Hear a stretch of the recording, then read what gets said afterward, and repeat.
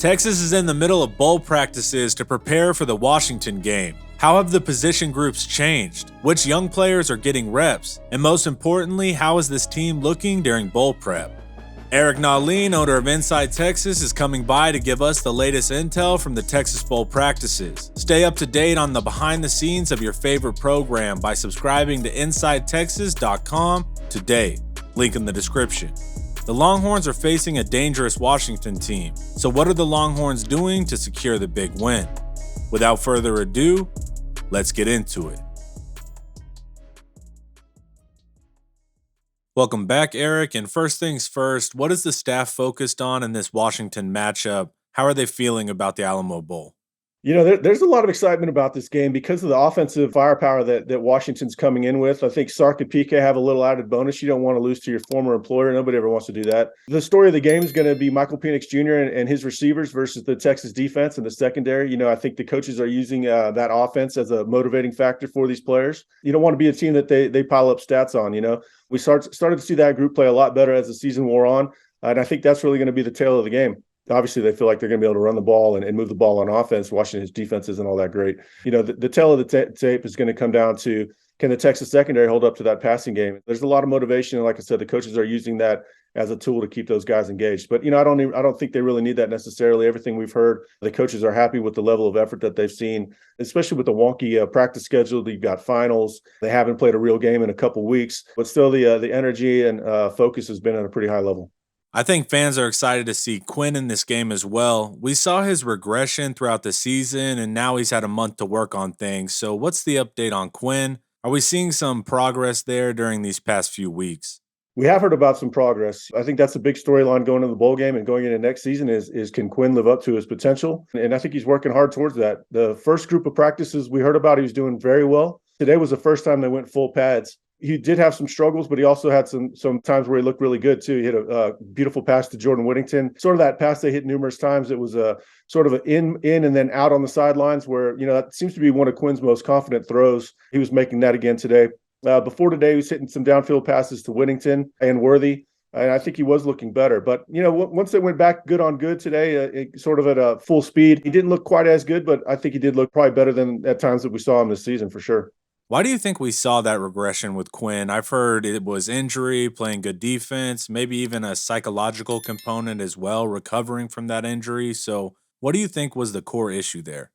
Yeah, I get asked that question a lot. You know, why did he have his struggles? And, you know, I don't want to play psychologist, but, you know, we have heard that might have, you know, the hit at Alabama, I think, set him back a little bit more mentally than physically. Physically, it was a very painful injury. You know, we've had a lot of people tell us that, you know, it's not the most common injury. So I think he had toughness to play through it and practice through it. But I do think that it made him a step faster in the pocket than he needed to be. I don't think he stayed with his progression as quickly as long as he should have at times. We've heard that sort of the thinking behind the scenes as well. So we're not just saying that out of nowhere. But I think the injury did have a lingering effect. I think he looked pretty good against Baylor, and, you know, a couple weeks off, I think, have done him well. But really, you know, a lot of times when it is something mental, you do need just a break, and then you come back fresh and renewed.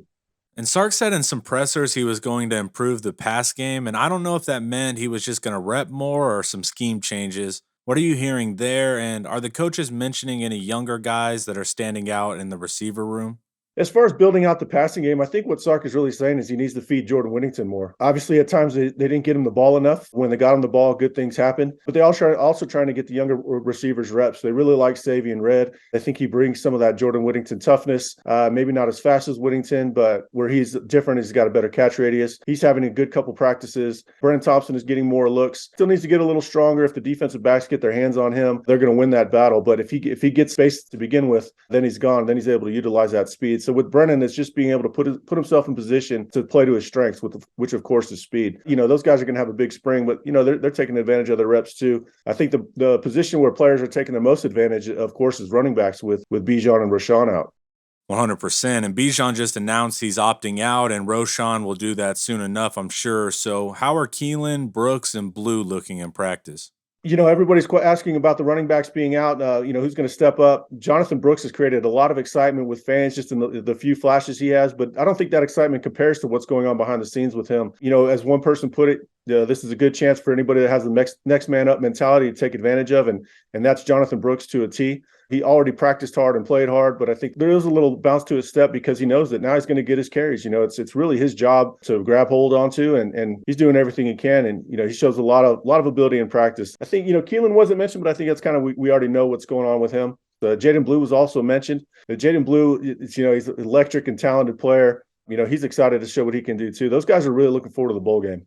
Good stuff. And we know Cole Hudson was dealing with injury earlier on. So, how is the offensive line looking? Are some younger guys working in? I didn't hear a whole lot new on the offensive line than what we reported. Cole Hudson has been practicing, even though, he wasn't 100% to end this season. Devon Campbell or DJ Campbell has also gotten a lot of reps at guard. Other than that, we haven't heard a whole lot new. Christian Jones is still there. Kelvin Banks is still there. Jake Majors is still there. Despite, Christian Jones playing his last college game, he's not opting out. Of course, this is a great chance for him to show what he can do to NFL scouts one more time. So there isn't quite the interchanging of players that we've seen elsewhere. The spring is really going to tell the tale there. We will dive a little bit deeper on the second team guys who are getting good looks. Obviously, everybody's excited to hear about Cam Williams. I'm just as excited to hear about Neto Umeozulu. Of course, DJ Campbell is starting to work his way up the chart, and he's building it up towards guard being a huge competition throughout all of spring, really.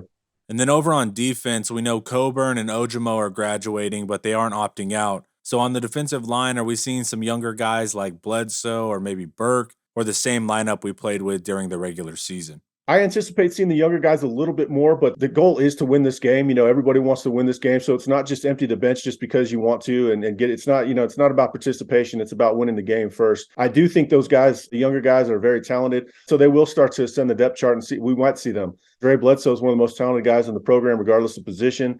Adds an element of athleticism, I would say, to the edge. That's not to take anything away from Barron Sorrell or Justice Finkley. He's just a different athlete. So now it's just about, sinking his whole body and playing with better technique and mechanics on the edge. I wouldn't rule out seeing more of him. Ethan Burke, of course, is another one that once he gets a little more playing time and strength, we'll start seeing him more. They're going to bring back a lot of bodies. The competition is going to play out more with those younger guys. Barron Sorrella, this is his position for now. And then on the other side, Ovia Gufo, of course, he's going out trying to win, and he's not going to really sacrifice a whole lot of playing time.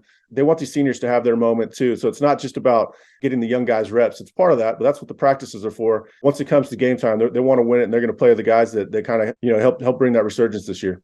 Makes sense. And then at linebacker, DeMarvion announced he's going to opt out. So who is looking to take his spot? Because we know Jalen Ford's spot is safe. Yeah, who's going to play next to Jalen Ford? I think Maurice Blackwell's getting a lot of reps. We started seeing the last two games of the season sort of in a Sam role. Now they're moving him over to Will, getting a lot of looks. There's people bullish on him. I would kind of equate him to Jonathan Brooks. Not quite that certainty that he's going to be the guy next year, but he does have that enthusiasm. He practices hard, and he's looking at this as a very good chance for him to try to stake claim to more playing time next season. David Benda, of course, is there. If you're not Jalen Ford, you're probably getting looks at that position. That's pretty much how they are. Diamante Tucker's probably going to get to start there, but they are playing a lot of guys behind them. And I think we'll see probably equal amounts of Diamante Tucker Dorsey and Maurice Blackwell, as they do want to get Maurice a little more acclimated and give him a chance at Will instead of Sam. But, big offseason for him. He needs to add a little bit more weight. He needs to learn how to find the ball carrier in between the tackles a little bit better. But he has all the athleticism you could ask for being a former safety. And finally, the defensive backs. And you were telling me you heard an interesting name out of that group. So what's the update there? Yeah, they weren't saying that he's going to be a star or anything like that, but it was the first time I heard, things about Xavier Bryce, the, freshman redshirted this year. Obviously, he could play in this game. There's a chance he'll play next year. It's not to say he's going to start, but he could offer depth next year, similar to how the younger guys did this season. Good coverage skills. He's very confident. He makes plays on the ball. Still not very big. So, I might have jumped the gun on saying he might be a safety one day, but he does have more of a corner build. But we've been hearing good things about him. Other than that, it's status quo with the defensive backs. There's a lot of experience there. They played at a high level. You still have your competition between Terrence Brooks and Deshaun Jameson. I think Deshaun Jameson has been out with an illness, which really gives Brooks and Austin Jordan more reps. Star Jalen Gilbo, he's not going to come back, I don't believe. But that position is set with Jahdae Barron. Michael Taft, the newly minted scholarship player, congratulations to him. That was an awesome moment. Of course, he's getting reps back there, but your safeties are set with Jaron Thompson and Anthony Cook playing his final game as a Longhorn. I think the spring is where we're going to start to see a lot more intrigue with the defensive backs, and then, maybe whatever new additions they get in the portal. Awesome stuff as always, brother. And please tell the fans where to find you if they haven't already watched the 100 videos we've done so far. Yeah, I mean, if you haven't found us by now, you never will. But we're at InsideTexas.com. Probably the most comprehensive coverage you'll find of UT sports. We actually just hired a guy recently. He's going to cover more of the Directors Cup sports. Texas dominates a lot of those. Volleyball just won a national championship. So we're trying to be as comprehensive as possible. Obviously, the revenue sports is where our main focus is, but we're trying to branch out too and really cover the whole thing. So right now, it's a good special for $1 for 4 months. Easy to cancel if you don't like it. It's also easy to gift to people right now. If you put it in the stocking, they don't need to know it only costs you $1. So go ahead and sign them up at InsideTexas.com. I appreciate it. And that's a wrap on Eric Nahlin. Make sure to subscribe to InsideTexas.com. Thanks for hanging out. Watch some more of my videos here. And don't forget to like, subscribe, and share if you want to support quality Texas content. As always, hook on.